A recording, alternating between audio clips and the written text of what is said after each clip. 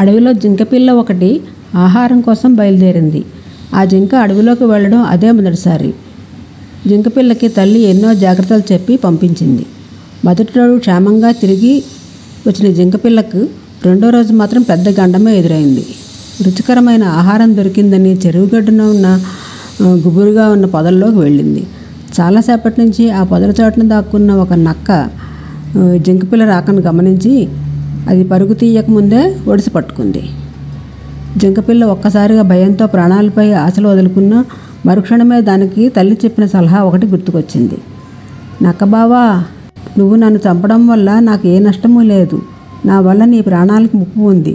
అదే నాకు బాధ కలిగిస్తుంది అంది జింకపిల్ల. ఏంటి నువ్వు చెప్తుంది? ఆతృతగా అడిగింది నక్క. నా కాలికి ఓ విషపూరితమైన ముళ్ళు గుచ్చుకుంది. ఆ ముళ్ళు తీయకుండా నువ్వు నన్ను తింటే నీ ప్రాణాలకు ముప్పే కదా అని చెప్పింది జింకపిల్ల. నువ్వు చెప్పింది నిజమేనా?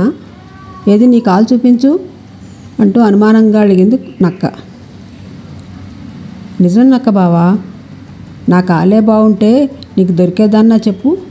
ఈ పొదల నీడలో నీకు ముళ్ళు కనిపించదు, కానీ అలా వెగిలోకి రా, నా కాలికి దిగిన ముళ్ళు చూపిస్తాను అని అంది జింక. రెండూ కలిసి పొదల్లోంచి చెరువు ఒడ్డుకు వచ్చాయి.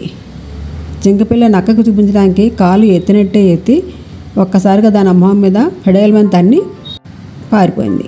ఆ దెబ్బకు నక్క చెరువులో పడింది. అది పైకి వచ్చే లోపల ఈ జింకపిల్ల తప్పించుకొని పారిపోయింది. అది వాళ్ళ అమ్మ చెప్పిన జాగ్రత్తలు పాటించడం వల్ల అలాగా ప్రమాదం నుంచి తప్పించుకోగలిగింది ఈ జింకపిల్ల.